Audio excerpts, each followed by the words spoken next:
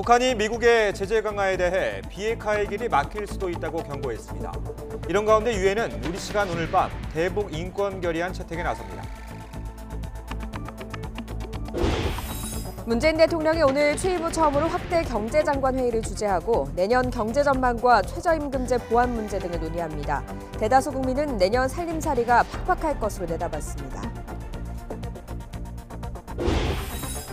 국회가 오늘부터 임시국회를 소집해 사립유치원 관련 법안 등을 논의할 예정인 가운데 교육부가 국가회계 시스템인 에듀파인 사용을 의무화하는 등 사립유치원 관련 4개 법령 개정안을 입법 예고합니다. 오늘 새벽 경부고속도로에서 화물차와 승용차 4대가 추돌했습니다. 고속도로 터널에서도 차량이 미끄러지면서 뒤따르던 승용차들이 연쇄 추돌하는 등 교통사고가 잇따랐습니다. 부산에서 술에 취한 남자 대학생이 여대생 기숙사에 몰래 들어가 강제 추행하고 폭력을 휘두르는 일이 벌어졌습니다. 학교 측은 5년 전에도 비슷한 일이 발생해 첨단 보안시설을 마련했다고 밝혔지만 또다시 구멍이 뚫렸습니다. 중국발 스모그의 영향으로 오늘 전국 대부분 지역의 미세먼지 농도가 나쁨 수준까지 치솟을 전망입니다. 서울의 아침 기온은 영하 1도, 낮 기온은 5도로 비교적 온화하겠습니다. 여러분 안녕하십니까? 월요일 굿모닝 YTN 시작합니다. 북한이 미국의 제재에 대해 비핵화의 길이 막힐 수도 있다고 경고했습니다. 미국의 대북 제재 강화 행보에 대한 반발인데요. 이런 가운데 유엔은 우리 시간으로 오늘 밤 대북 인권 결의안 채택에 나섭니다. 워싱턴에서 김희준 특파원이 보도합니다. 미국이 제재와 인권 압박의 강도를 높여 핵을 포기시키려 한다면 비핵화의 길은 오히려 영원히 막힐 수 있다. 북한이 외무성 미국 연구소 정책실장의 개인 담화 형식으로 미국의 제재를 반박했습니다. 또 미국의 최대 압박은 북한에는 통하지 않을 것이라며 싱가포르 공동성명의 성실한 이행을 촉구했습니다. 2차 북미 정상회담과 고위급 대화에 응하지 않고 있는 북한에 트럼프 정부가 압박을 고조하는 가운데 나온 반응입니다. 미국은 지난주 북한의 인권 유린 책임을 물어 최룡해 노동당 부위원장 등 핵심 인사 3명을 제재하고 종교자유 특별 우려국으로도 지정했습니다. 폼페이오 국무장관과 매티스 국방장관은 최근 대북 제재 이행에 재차 방점을 찍었습니다. I am grateful for Canada's leadership in forcing unanimous UN Security Council resolutions on sanctions that support the denuclearization of North Korea. 트럼프 대통령은 북한과의 협상은 서두를 것이 없다며 북한을 우회적으로 압박하기도 했습니다. 한편 북한의 반발이 거센 가운데 유엔 총회는 14년째 대북 인권 결의안 채택에 나섭니다. 특히 북한 인권 상황에 국제형사재판소 회부와 사실상 김정은 국무위원장을 뜻하는 최고 책임자 처벌을 권고하는 표현은 5년째 포함됐습니다. 다만 남북과 북미 정상회담을 지지하는 현재 진행 중인 외교적 노력을 환영한다는 내용도 새롭게 들어갔습니다. 워싱턴에서 YTN 김희준입니다. 스티븐 비건 미국 대북정책 특별대표가 이번 주 우리나라에 옵니다. 남북 철도 연결 사업의 실질적인 착공과 북미 비핵화 협상 등의 현안을 두고 한미 양측이 다시 한번 보폭을 맞추는 자리가 될 것으로 보입니다. 강정규 기자의 보도입니다. 지난달 20일 워싱턴에서 처음 열린 한미 실무협의체. 우리는 미국을 적극 설득해 남북 철도 공동조사에 대한 전폭적인 지지를 이끌어냈습니다. 비핵화 평화체제 남북관계 해가지고 거의 남북 문제에 대한 북한 북핵 문제에 대한 모든 제반 사항은 다 망라해서 협의를 가졌습니다. 곧이어 유엔 안보리의 대북 제재 면제 결정이 내려졌고 10년 만에 남북 철길이 열렸습니다. 앞으로 하나로 이어질 철길을 통해서 남북이 함께 번영하게 될 것이며 한반도의 평화도 탄탄해질 것입니다. 남북의 철마가 18일 동안 2,600km를 달리는 대장정을 끝낸 뒤 한미 양측이 다시 머리를 맞댑니다. 스티븐 비건 미국 대북정책 특별대표는 이번 주 후반 방한에 이도훈 한반도 평화교섭본부장과 만날 예정입니다. 우리 측은 남북철도 공동조사 결과를 미국과 공유하고 26일로 예정된 착공식의 필요성을 설명할 것으로 보입니다. 남북 철도 연결 사업의 실질적인 착공을 위해서는 물자 반입 등에 대한 대북 제재 추가 면제가 필요하기 때문입니다. 실제로 착공 연결하는 일을 한다면 그것은 국제 제재에 저촉될 소지가 있습니다. 착수는 할 수 있지 않을까. 반면 미국은 북한의 실질적 비핵화 조치가 이루어지기 전까지 대북 제재의 틀을 견고하게 유지하기 위해 우리의 동참을 요구하고 있습니다. 북한 역시 자력갱생 노선을 내세우며 제재 완화가 급하지 않다고 맞서는 가운데 한미 양측이 어떤 결정을 내리게 될지 주목됩니다. YTN 강정규입니다. 동해선 철도 북쪽 구간에서 현지 공동조사에 나섰던 우리 측 조사단원들이 오늘 귀환합니다. 지난 8일 방북한 조사단원들은 금강산역에서 안변역까지 버스로, 안변역에서 두만강역까지 열차로 총 800km 구간을 이동하며 동해선 북측 철로 실태를 조사했습니다. 이로써 지난달 30일 경의선 북측 구간부터 시작된 북측 철도 공동조사는 사실상 마무리됐고 남북은 오는 26일 개성 판문역에서 열리는 착공식 준비에 속도를 낼 예정입니다. 문재인 대통령이 오늘 취임 후 처음으로 확대 경제장관 회의를 주재합니다. 청와대는 한반도 비핵화 문제가 숨고르기에 들어간 만큼 당분간 경제와 민생 문제에 집중한다는 계획입니다. 신호 기자가 보도합니다. 문재인 대통령이 취임 후 처음으로 확대 경제장관 회의를 주재합니다. 외교, 국방, 통일부 장관을 제외한 거의 모든 부처 장관이 참석합니다. 문 대통령은 지난주 취임한 홍남기 신임 경제부총리와의 첫 회동에서 내년 경제 전망과 최저임금제도 보완, 그리고 혁신성장 추진 계획 등을 보고받았습니다. 2018년 경제 상황과 2019년 경제 전망에 대해서 종합적이고 포괄적으로 전반에 걸쳐서 말씀을 나누셨습니다. 최저임금제는 최저임금위원회 개편을 통한 시스템 개선이 논의될 것으로 보입니다.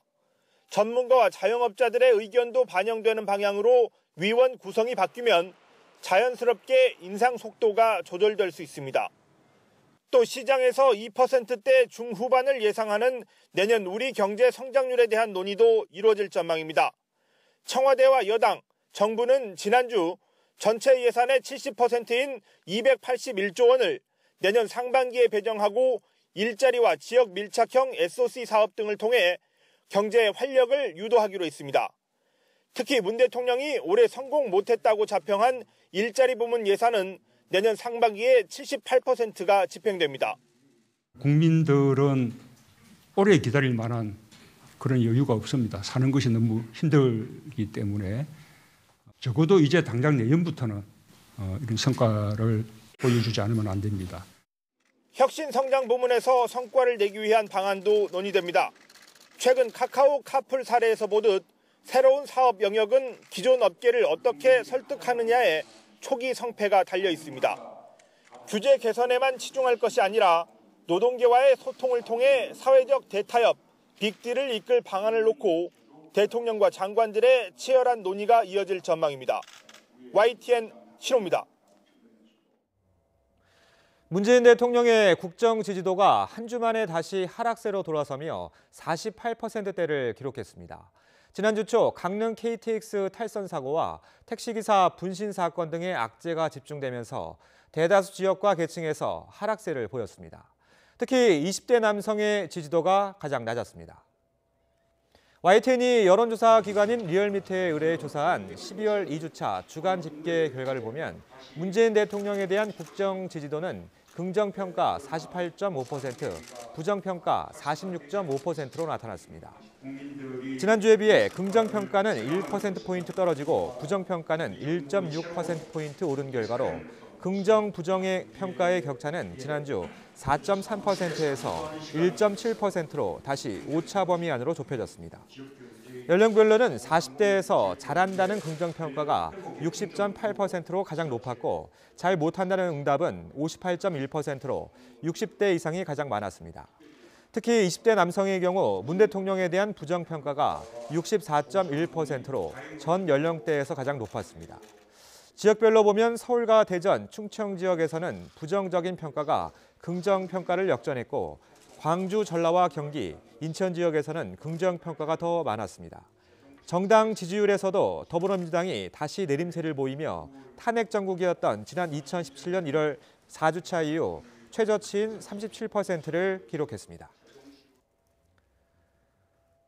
경제 성장률 전망치가 잇따라 하향 조정된 가운데 내년에도 살림살이가 팍팍할 것으로 보는 사람들이 다수라는 조사 결과가 나왔습니다. 최하영 기자가 보도합니다.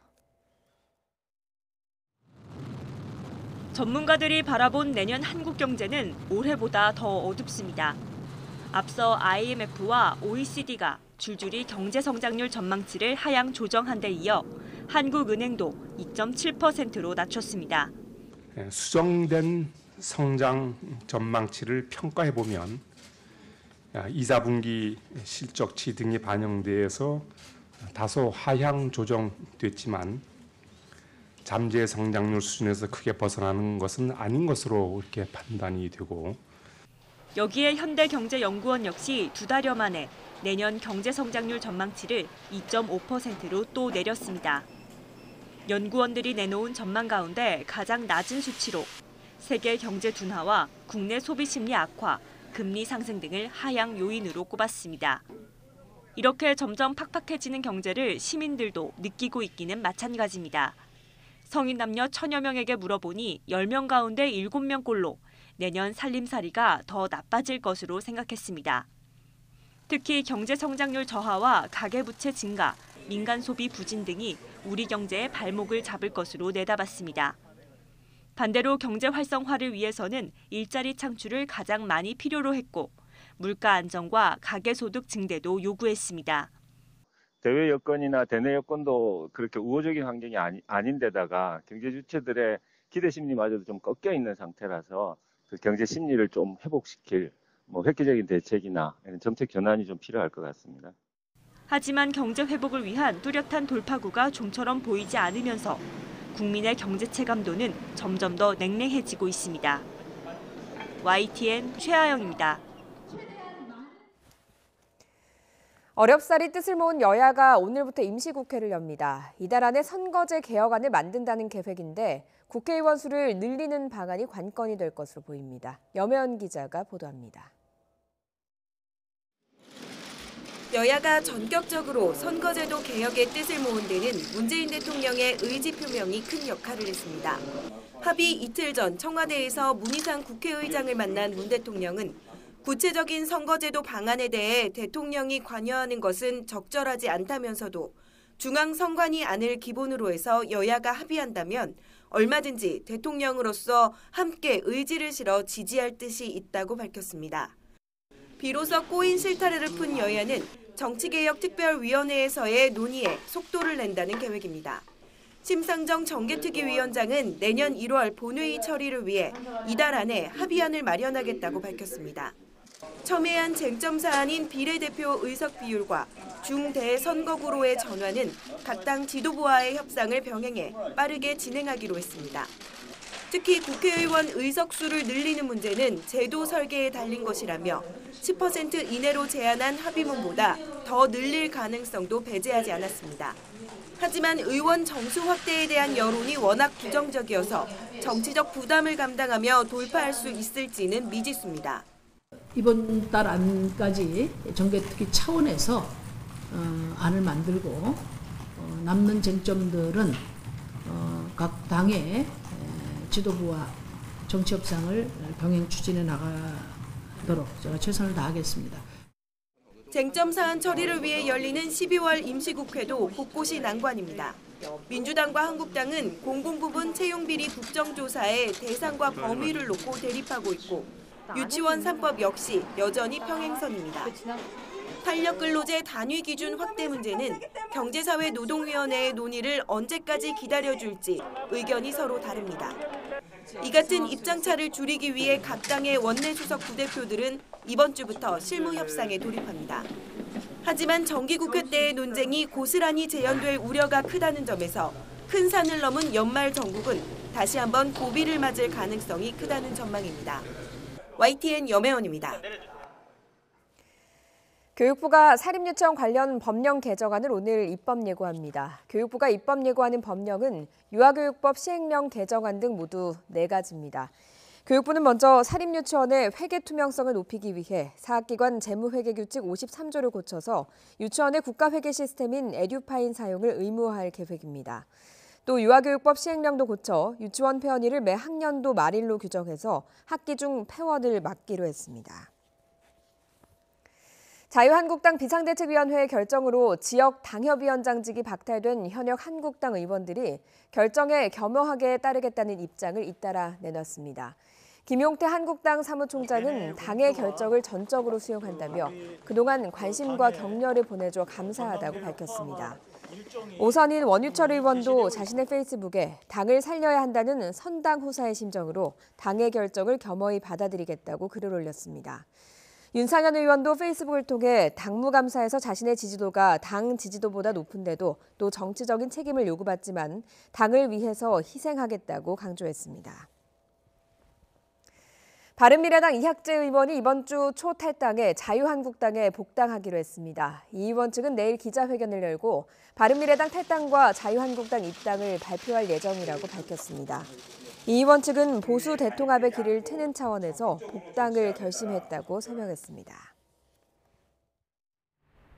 네, 새로운 한 주가 시작된 오늘 추위가 주춤하지만 불청객 미세먼지가 찾아왔습니다.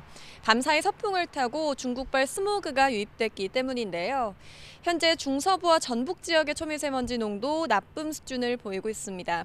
점차 그 밖의 지역으로도 확대가 될 것으로 보이니까요. 오늘 나오실 때에는 황사용 마스크 꼭 착용하시기 바랍니다.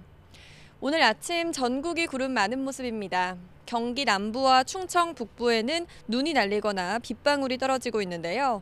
오늘 오전까지 충청과 전북 내륙 지역에는 1cm 미만의 눈이 오겠습니다. 오늘 아침은 대부분 영상권으로 큰 추위가 없습니다. 서울 1.3도, 광주 0.7도, 부산 3.2도로 어제보다 2, 3도가량 높은데요. 낮 동안에도 예년 기온을 웃돌면서 온화하겠습니다. 서울 5도, 대전과 대구 8도, 광주 9도로 어제보다 2도에서 4도가량이 높겠습니다. 이번 주 목요일에는 남부지방에 비가 오겠고요. 또 예년보다 온화한 날씨가 이어지면서 미세먼지가 기승을 부리는 날이 많겠습니다. 지금까지 YTN 야외 스튜디오에서 박현실입니다.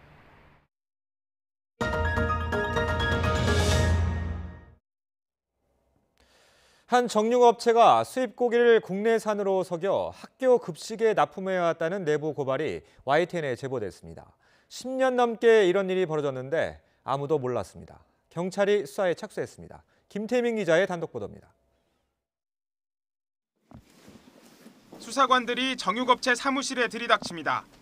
원산지를 속여 고기를 팔아왔다는 의혹이 제기된 곳입니다. 이 업체는 지난 10년간 많게는 매달 120여 곳의 인천 시내 학교에 육류를 납품해왔습니다. 학생들이 먹는 급식이라 국내산 입찰 계약만 이뤄졌지만 실상은 달랐습니다. 미국산 돼지고기를 국내산으로 포장만 바꿔 납품했다는 겁니다. 아니 내가 지금 사무실에 앉았고 이거 들어가지도 않는데 작업하는데 내가 참여도 안 하는데 그거를 어떻게 알겠어요. 이런 식으로 킬로그램당 10,000원 가까이 매년 수억 원의 부당이득을 남겼다는 게 내부 관계자의 증언입니다. 그걸 구매를 해주면은 이걸로 작업을 해서 납품을 해라 이런 식으로 이제 얘기를 하는 거죠. 그러면은 이제 작업자들이 이제 이걸 뜯어서 학교에 이제 작업을 하는 거예요. 납품을 하는 거예요. 인천시는 지난 2011년 초등학교를 시작으로 올해부터 초중고 519개 학교에서 전면 무상급식을 도입했습니다. 1년 급식 예산만 2,500억 원에 달합니다. 하지만 식자재 납품 계약은 전적으로 학교에 맡겼습니다. 그러다 보니 관리 감독이 소홀해져 원산지 속이기가 관행처럼 이뤄졌다는 설명입니다. 조리사분들도 있고 영양사들도 있고 하는데 전혀 몰라요. 그런 일반 소비자들은.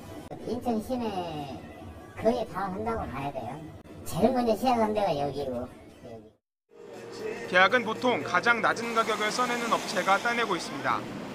업체 입장에선 이윤을 남기기 위해 불법의 유혹을 떨쳐버리기 쉽지 않은 이유입니다. 지자체는 별다른 단속 근거가 없다며 손을 놓고 있습니다. 개별적으로 업체를 단속한다거나 왜냐면 이게 지금 어떻게 보면 사계약이잖아요. 학교랑 업체 간의 계약이기 때문에. 경찰은 확보한 거래 자료 분석을 마치는 대로 업체 대표를 불러 사실관계를 추궁할 방침입니다. YTN 김태민입니다. 청와대 특별감찰반 파견 시절 비위 의혹으로 감찰을 받는 김모 수사관에 대해 검찰이 강제 수사에 나섰습니다. 대검찰청 감찰본부는 지난 14일 김 수사관 신분을 피의자로 전환하고 제출을 거부하는 휴대전화를 영장을 발부받아 압수한 것으로 전해졌습니다. 대검 관계자는 감찰본부가 감찰 대상 사건을 수사할 수 있고 이미 제출받지 않은 자료를 확보해야 할 경우 강제 수사를 할 수 있다고 설명했습니다. 김 수사관은 경찰청 특수사과를 찾아가 지인인 건설업자 최모 씨의 뇌물 사건과 관련한 수사 진척 상황을 묻고 다른 특감반원들과 함께 골프를 치고 향응을 받았다는 의혹이 제기됐습니다. 사법농단 의혹에 연루돼 징계 절차에 넘겨진 법관들에 대한 네 번째 징계 심의가 오늘 열립니다. 법관 징계심의위원회는 오늘 오전 비공개로 4차 심의를 열고 징계 대상으로 지목된 13명 가운데 일부 법관에 대한 논의를 이어갑니다. 앞서 징계위는 지난 3일 3차 심의에서 13명 가운데 대부분 법관의 심의를 마쳤지만 징계 여부를 결론 내리지는 못했습니다. 양승태 사법부가 지난 2012년 판사로 재임 중이던 서기호 전 정의당 의원을 무리야기 판사로 낙인짓고 재임용 탈락 결정 전에 시나리오별 대응 방안까지 준비한 것으로 드러났습니다. 서울중앙지방검찰청은 어제 오후 서 전 의원을 참고인 신분으로 다시 불러 2012년 재임용 탈락과 관련된 문건과 사실관계를 조사했습니다. 검찰이 추가로 확보한 연임 심사 관련 대응 방안에는 당시 서울 북부지법 판사였던 서 전 의원의 재임용 탈락에 대비해 여론 파장을 최소화하는 시나리오가 담긴 것으로 알려졌습니다. 난민으로 인정되지 않더라도 본국에 돌아갈 경우 생명의 위험이 있다면 인도적 체류는 허가해야 한다는 법원 판단이 나왔습니다. 난민 지위 판단과는 별도로 인도적 체류 허가 역시 행정소송을 통해 다툴 수 있다는 법원의 첫 판결입니다. 조성호 기자의 보도입니다. 시리아인 A씨는 지난 2016년 2월 21일 단기 방문 자격으로 우리나라를 방문했습니다. 이튿날 곧바로 서울 출입국 외국인청에 난민 인정 신청을 했습니다. 시리아가 정부군과 반군 사이에 벌어진 내전으로 매우 위험하고 돌아가면 징집돼 죽을 수도 있다는 이유였습니다. 하지만 박해받을 거란 충분한 근거가 없다며 난민 지위를 인정받지 못했습니다. 그러자 자신을 난민으로 인정해주거나 최소한 우리나라에 머물게 해달라며 행정소송을 냈습니다. 법원은 A씨 주장을 일부만 받아들였습니다. 난민으로 인정하진 않았지만 인도적 체류는 허가한 겁니다. 재판부는 A씨가 주장하는 징집 거부만으로는 종교적, 정치적 이유로 박해받을 것으로 보이지 않는다고 판단했습니다. 다만 비인도적인 처우 등으로 생명이나 신체의 자유를 현저히 침해당할 수 있다면 인도적 체류는 허가할 수 있다고 판결했습니다.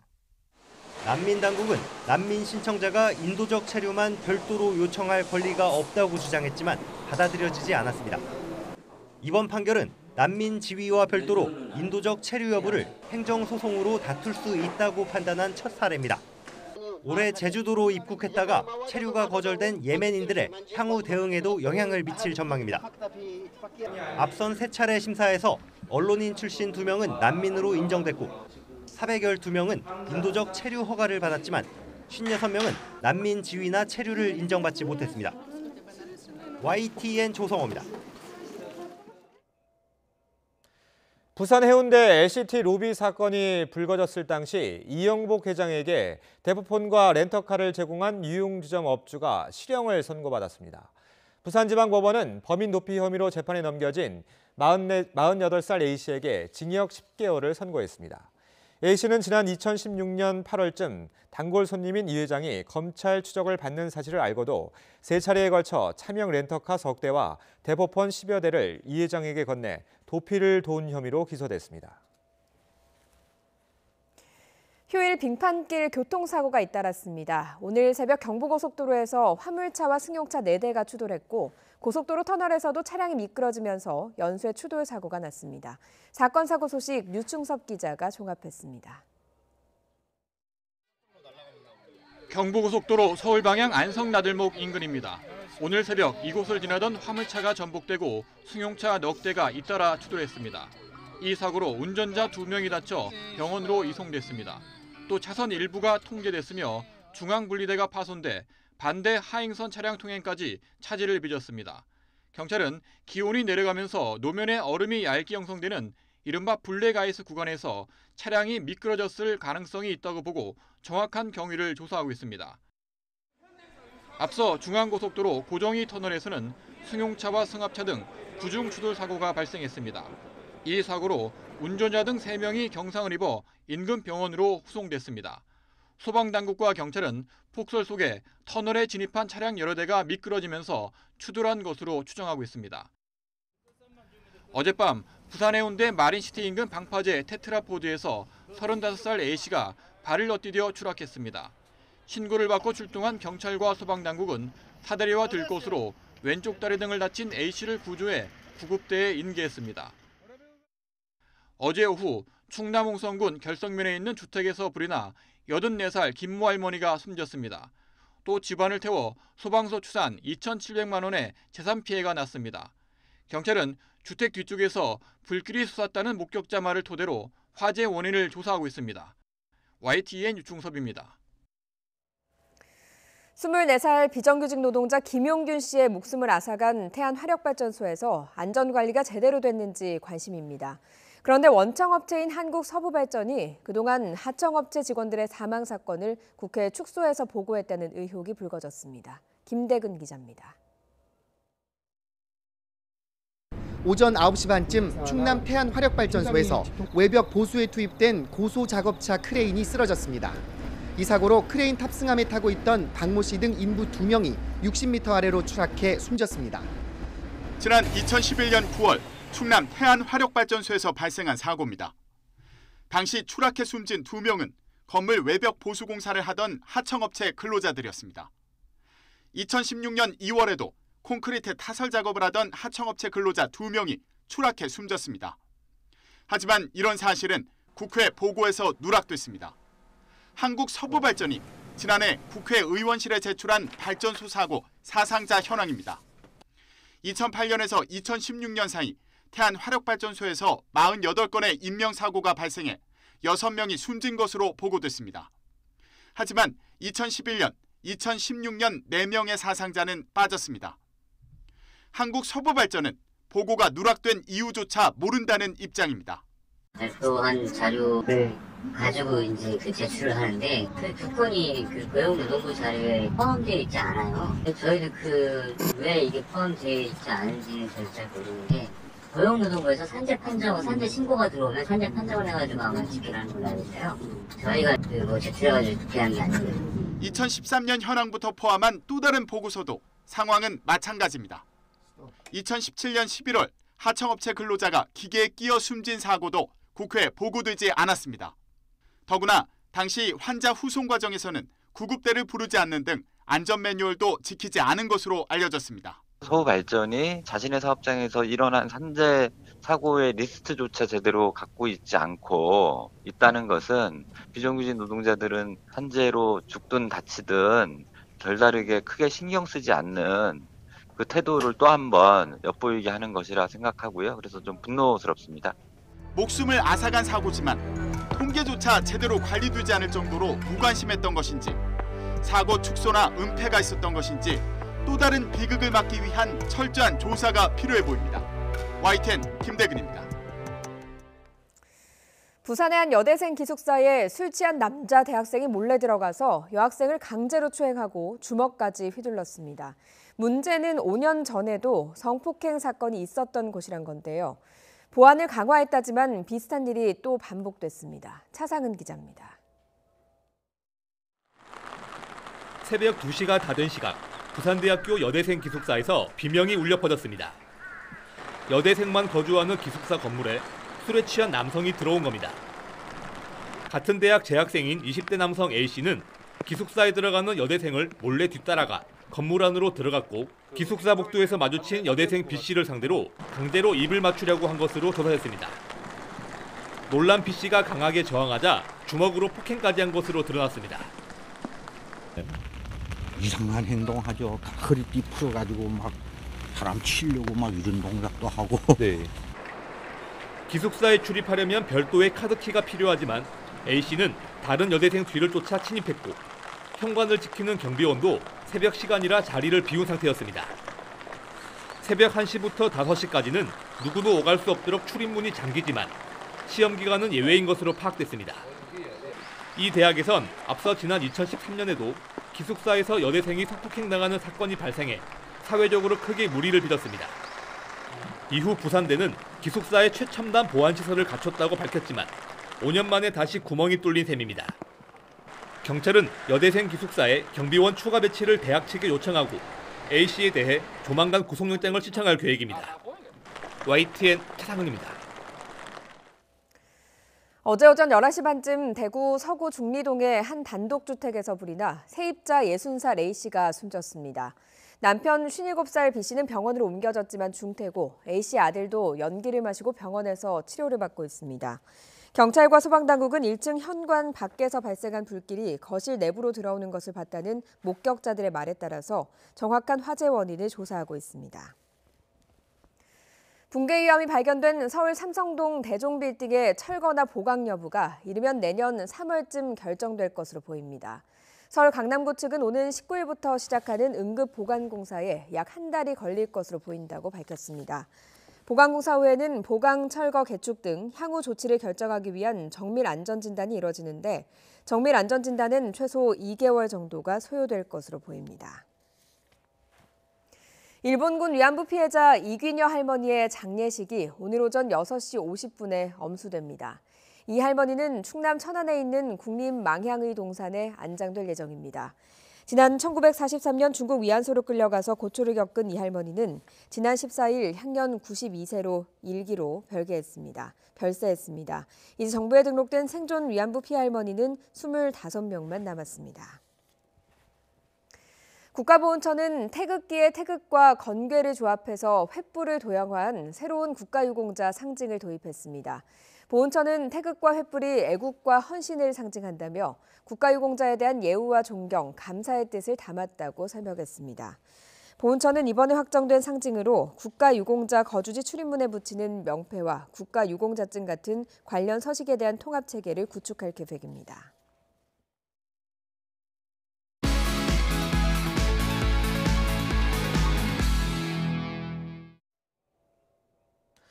오늘 아침 주요 뉴스입니다. 북한이 미국의 제재 강화에 대해 비핵화의 길이 막힐 수도 있다고 경고했습니다. 이런 가운데 유엔은 우리 시간으로 오늘 밤 대북 인권 결의안 채택에 나섭니다. 문재인 대통령이 오늘 취임 후 처음으로 확대 경제장관 회의를 주재하고 내년 경제 전망과 최저임금제 보완 문제 등을 논의합니다. 대다수 국민은 내년 살림살이가 팍팍할 것으로 내다봤습니다. 오늘 새벽 경부고속도로에서 화물차와 승용차 넉 대가 추돌했습니다. 고속도로 터널에서도 차량이 미끄러지면서 뒤따르던 승용차들이 연쇄 출혈하는 등 교통사고가 잇따랐습니다. 중국발 스모그 영향으로 오늘 전국 대부분 지역의 미세먼지 농도가 나쁨 수준까지 치솟겠습니다. 서울의 아침 기온은 영하 1도, 낮 기온은 5도로 비교적 온화하겠습니다. 오늘 아침 주요 뉴스였습니다. 정부가 이르면 이번 주 3기 신도시 중 한두 곳을 발표할 것으로 보입니다. 김포와 하남 등이 거론되고 있는데 광역 교통망 확충 방안도 함께 발표될지 관심입니다. 신윤정 기자가 보도합니다. 정부가 서울 집값 과열을 잡기 위해 신도시 카드를 다시 꺼낸 건 지난 9월입니다. 서울과 가까운 수도권 지역 330만 제곱미터에 20만 호 규모의 3기 신도시를 짓기로 했습니다. 서울과 1기 신도시 사이에 대규모 택지 4~5개를 조성하여 공급하고 연말에 먼저 발표하기로 한 한두 곳의 신도시가 이르면 이번 주에 공개될 것으로 보입니다. 올해가 2주 남은 상황에서 다음 주에는 남북 철도도로 연결 착공식 등이 있는 만큼 이를 피해 발표할 가능성이 있기 때문입니다. 국토교통부 관계자는 아직 날짜를 정한 건 아니지만 예정대로 2주 안에는 발표할 것이라고 말했습니다. 김포 고촌과 하남 간북, 광명 시흥지구, 성남 고양 등이 거론되는데 추진 일정 등을 고려하면 과거 개발 사업을 진행한 적 있었던 곳이 유력하다는 의견도 나옵니다. 공급까지 최소 5년이 걸리지만 공급량 확대는 집값 장기 안정에 효과가 있을 거란 게 중론입니다. 관건은 정부가 신도시 발표 때 함께 내놓기로 한 광역 교통망 대책이 어느 정도 실효성이 있을지입니다. 강남이라든가 직장 쪽으로 해서 30분 정도의 거리 내에 접근이 가능한 그런 대중교통망 구성이 되지 않는다면은 정부에서 의도하는 효과를 보긴 어려울 거예요. 교통이 불편한 일부 2기 신도시도 아우르는 교통망 확충이 포함돼 집값 안정세를 이어가는 데 효과를 낼지 주목됩니다. YTN 신윤정입니다. 소상공인들의 카드 수수료를 0%로 낮추는 제로페이가 오는 20일부터 시범 운영됩니다. 서울시와 정부가 야심차게 준비했지만 소상공인은 물론 소비자의 반응도 영 시큰둥한데요. 최하영 기자가 취재했습니다. 편의점을 운영하는 신상우 씨는 요즘 서울시가 대대적으로 홍보하는 제로페이를 신청할지 말지 고민입니다. 카드 수수료 부담이 없어져 취지는 좋지만 고객들이 실제 사용할지 의문이 들기 때문입니다. 소비자들이 과연 정말 이것을 인지하고 확대 시행될 수 있느냐는 앞서 말씀드렸듯이 이게 참 걱정입니다. 저희들도 이게 전체적으로 소비자들이 다 인식을 하고 사용해 주시면 좋은데 제로페이는 스마트폰 앱을 통해 QR코드를 찍으면 소비자 계좌에서 판매자 계좌로 결제 금액이 자동 입금되는 간편 서비스입니다. 결제 중간 단계를 줄여 판매자가 부담했던 수수료가 아예 없거나 최대 0.5%로 줄어듭니다. 하지만 신 씨와 같은 걱정 때문인지 지난달 기준으로 서울시 소상공인 66만여 명 가운데 가맹 신청은 17,000여 명에 그쳤습니다. 게다가 내년이면 소상공인 부담을 줄인 카드 수수료 개편안이 시행돼 제로페이 실효성도 한풀 꺾였습니다. 여기에 소비자 반응도 차갑습니다. 40%의 소득 공제율 외에는 민간 간편 결제 시스템과 비교해 매력적인 혜택이 없기 때문입니다. 할부나 할인 혜택 등도 전혀 없습니다. 다른 페이들도 잘 안 쓰게 되더라고요. 카드로 결제를 하는 게 더 편하고 하니까 나와도 별로 안 쓸 것 같긴 해요. 시범 운영을 코앞에 두고 이처럼 반응이 미지근하자 정부가 직접 독려에 나섰습니다. 연내 서비스가 이루어지도록 저희가 최선의 노력을 하고 있습니다. 연합회에서도 많이 도와주시기를 기대를 하겠습니다. 반대로 정부가 가맹점 모집에 관여하고 수수료 제로를 내세워 시장에 끼어드는 것은 관치라는 비판도 나옵니다. 정부가 주도하는 그런 사업이다 보니까 이게 민간 영역에서 좀 자발적인 그런 참여가 좀 이루어지지 않는 경향이 있습니다. 정부가 주도하는 QR코드 방식으로만 진행된다 그러면 그동안에 진행되던 여러 가지 기술 개발들이 많이 중단될 가능성이 있죠. 올해 30억, 내년 최소 50억 원 등 세금을 쏟아부어 만든 제로페이가 간편 결제 시장에서 제 몫을 해낼 수 있을지 기대보다는 우려가 앞서고 있습니다. YTN 최하영입니다. 백화점 업계가 내년 2월 5일 설을 앞두고 이번 주 설 선물 세트 사전 예약 판매를 시작합니다. 롯데백화점은 오늘부터 새해 1월 10일까지 설 선물 세트를 최대 70% 할인된 가격으로 사전 예약 판매한다고 밝혔습니다. 신세계백화점도 오는 21일부터 4주 동안 한우와 굴비, 와인 등 설 선물 세트 예약 판매에 나섭니다. 이동통신사에 광고비와 무상수리 비용을 떠넘기는 등 이른바 갑질 의혹을 받는 애플코리아에 대한 2차 심의가 다음 달에 열립니다. 공정거래위원회는 내년 1월 16일 전원회의를 열고 애플코리아의 거래상 지위 남용 행위 등에 대한 2차 심의를 한다고 밝혔습니다. 만약 전원회의에서 애플코리아의 혐의가 인정되면 과징금 규모는 수백억 원에 달할 것으로 전망됩니다. 서울 수서역 인근에 공공임대주택을 건립하는 서울시의 방침에 반발해서 강남구가 대법원에 소송을 냈지만 패소했습니다. 서울시는 지난 2016년 수서역 인근 공영주차장 부지에 무주택 신혼부부와 대학생 등 41가구의 임대주택을 공급하는 이른바 행복주택 사업을 추진해왔습니다. 하지만 강남구가 시민 편의를 위한 광장을 조성하겠다며 3년 동안 개발 행위 허가를 제한한다고 고시했고 서울시는 개발 제한을 해제하라고 명령했습니다. 그러자 강남구는 서울시가 직권을 남용했다고 주장하면서 대법원에 소송을 냈습니다. 어젯밤 일본 삿포로의 한 술집에서 대형 폭발 사고가 일어나서 40여 명이 다쳤습니다. 터키군이 장악하고 있는 시리아 북부에선 차량 폭탄 테러로 최소 8명이 숨졌습니다. 박상남 기자입니다. 삿포로시 도요히라구의 한 도로에 접한 2층짜리 건물이 큰 불에 휩싸여 있습니다. 긴급 출동한 소방차가 진화에 나섰지만 불길이 쉽게 잡힐 기세가 아닙니다. 어제 저녁 8시 반쯤 일본 북부 홋카이도의 중심도시 삿포로의 한 술집 건물에서 폭발 사고에 이은 대형 화재가 발생했습니다. 교도와 AP통신은 이 건물이 폭발 뒤 무너져 내렸다고 전하고 이 사고로 40여 명이 다쳤다고 보도했습니다. AP는 부상자가 총 41명이며 대부분 경미하게 다쳤지만 이 중 1명은 심각한 상태라고 전했습니다. 부상자들은 인근 병원에서 치료를 받고 있습니다. 교도통신은 폭발 사고 후 현장에서 가스 냄새가 났다는 목격자들의 증언이 있었다고 전했습니다. 사고 장소는 삿포로 중심가에서 동남쪽으로 3km 떨어진 인파로 붐비는 지역입니다.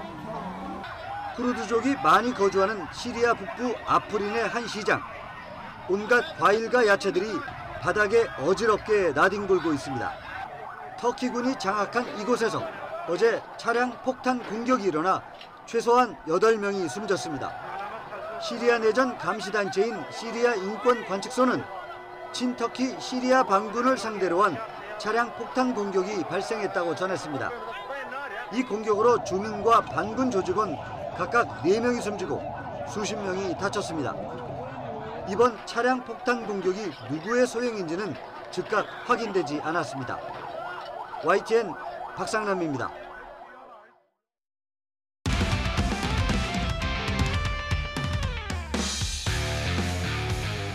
스포츠 뉴스입니다.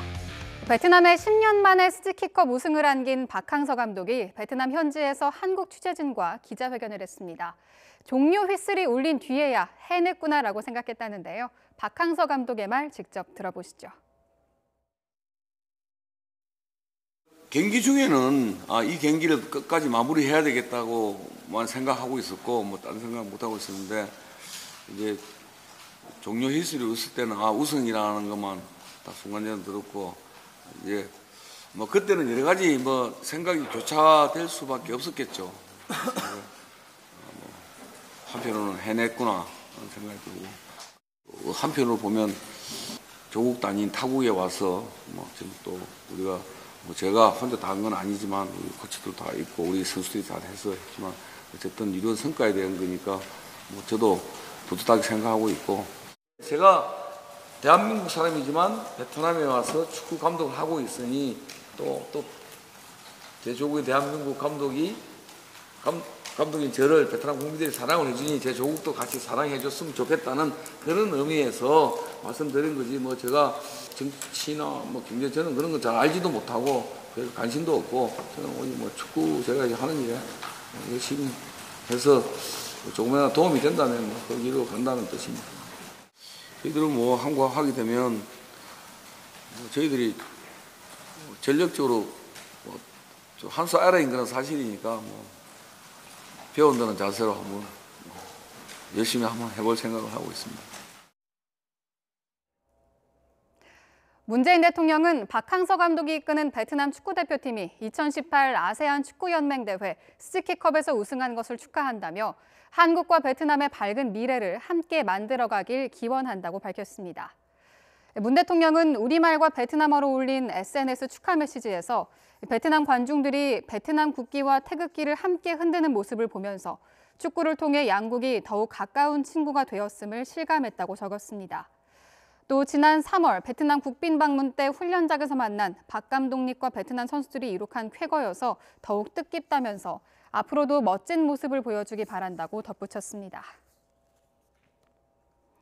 남자 프로농구는 선두 현대모비스의 독주 속에 전자랜드와 KT가 펼치는 2위 경쟁이 더 뜨겁습니다. 두 팀은 나란히 3점슛 12개를 터뜨리며 승리를 추가했습니다. 프로농구 소식 허재원 기자가 보도합니다. 한 점 차로 불안하게 앞선 채 시작한 4쿼터. 전자랜드의 김낙현과 강상재가 연속 석점포를 터뜨리며 점수차를 10점까지 벌립니다. 곧이어 외국인 선수 기디 파츠가 다시 석점 라인 밖에서 그물을 가르며 KCC의 추격 의지를 꺾어버립니다. 석점포 12방으로 홈경기 5연승을 달린 전자랜드는 3위 KT와 반경기차를 유지하며 2위 자리를 지켰습니다.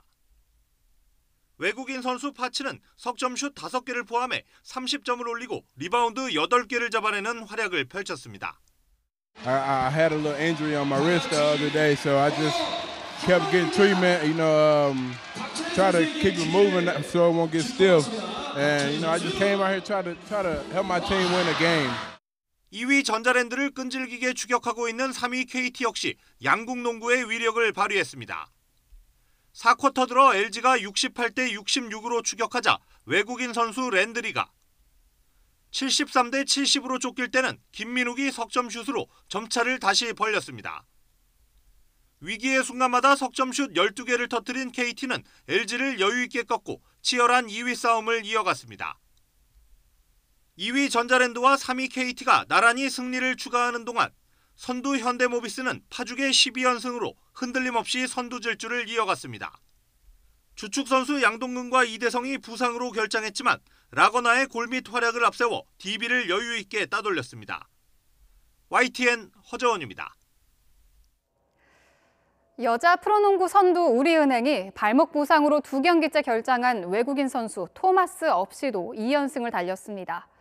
우리은행은 1쿼터를 9점 차로 끌려가는 등 어려운 경기를 펼쳤지만 이명희와 김정은 등 베테랑 선수들의 노련한 경기 운영으로 OK저축은행을 65대 60으로 따돌렸습니다. 김정은은 3점슛 3개를 포함해 19점을 올렸고 이명희도 18점을 보탰습니다. 남자 프로배구 OK저축은행이 생애 처음으로 트리플 크라운을 달성한 조재성의 활약을 앞세워 대한항공을 3대 1로 이겼습니다. 조재성은 후위 공격 9개와 블로킹 4개, 서브 득점 3개를 올리며 트리플 크라운을 완성했고 개인 최다 득점인 22점을 올렸습니다. 여자부 경기에서는 열흘 동안 충분한 휴식을 취한 GX칼텍스가 인삼공사를 3대 0으로 완파하고 2연패에서 벗어났습니다. 성인팀뿐 아니라 23세 이하, 19세 이하 축구대표팀이 중요한 대회를 앞두고 울산에서 전지훈련을 하고 있습니다. 3개의 대표팀이 모두 울산을 동계훈련지로 택한 이유를 김인철 기자가 취재했습니다. 내년 1월 아시안컵에 나서는 축구 국가대표 A팀. 지난해 이어 올해도 울산 종합운동장에서 막바지 담금질을 하고 있습니다. 울산을 찾은 이유는 파주 훈련장보다 잔디 상태가 좋기 때문입니다. 수도권 지역은 날씨가 추워서 잔디 사정이 좋지 않을 텐데 울산은 기후가 따뜻해서 아주 훈련하기 좋은 잔디라고 생각합니다. 올해는 23세 이하와 19세 이하 두 팀도 같은 시기에 동계전지 훈련을 받습니다. 두 팀은 문수 보조축구장과 미포 축구장에서 각각 훈련하고 있습니다. 이렇게 축구대표팀이 울산을 찾은 이유는 잔디 상태가 좋을 뿐만 아니라 기온도 크게 작용했습니다. 수도권과 달리 울산은 영상의 기온을 보이고 숙박시설도 가까워 경기장으로 이동하기 편리합니다. 울산시는 축구팀에 대해 경기장 사용료를 지원하고 식음료도 제공하는 등 필요한 지원을 통해 선수들의 기량 향상을 돕기로 했습니다. 112개의 축구장이 있습니다. 겨울철에도 따뜻합니다. 시민들은 이곳을 찾은 축구 대표팀을 열렬히 환영하며 전폭적인 지원을 하겠습니다. 이달 들어 전지훈련차 찾아온 축구팀은 국내외 30여 개 팀. 스포츠가 지역을 알리는 기회가 되자 울산시는 대한축구협회가 건립을 추진하는 제2국가대표 훈련장인 축구종합센터 유치에 나서기로 했습니다. YTN 김인철입니다. 월요일 출근길 추위가 풀리니까 미세먼지가 말썽입니다. 온화한 서풍을 타고 중국발 스모그가 유입되고 있는데요. 오늘 전국의 미세먼지 농도가 나쁨 수준까지 오르겠습니다. 나오실 때 황사용 마스크를 꼭 챙기셔야겠습니다. 현재 위성 모습입니다. 전국에 구름이 많이 끼어 있고요. 경기 남부 지역과 충청 지역에 산발적으로 눈발이 조금씩 날리고 있습니다. 오늘 오전까지 충청과 전북 지역은 1cm 안팎의 눈이 조금 오겠습니다. 낮 동안 대체로 맑겠지만 동해안 지역은 건조주의보 속에 대기가 무척 건조할 것으로 보입니다. 현재 기온은 어제보다 2도에서 6도가 높습니다. 서울의 기온이 0.6도로 영상권이고요. 청주 1.2도, 대구 영하 2.4도를 가리키고 있는데요. 낮 기온도 어제보다 오르겠습니다. 서울의 한낮 기온이 5도를 비롯해 청주가 7도, 대구 8도, 광주 9도로 대부분 영상 10도 가까이 오르겠습니다. 이번 주는 심한 추위는 없겠습니다. 예년보다 온화한 겨울 날씨 속에서 미세먼지가 짙어지는 날이 많겠습니다. 날씨 정보였습니다. 굿모닝 YTN 2부 잠시 뒤에 이어집니다.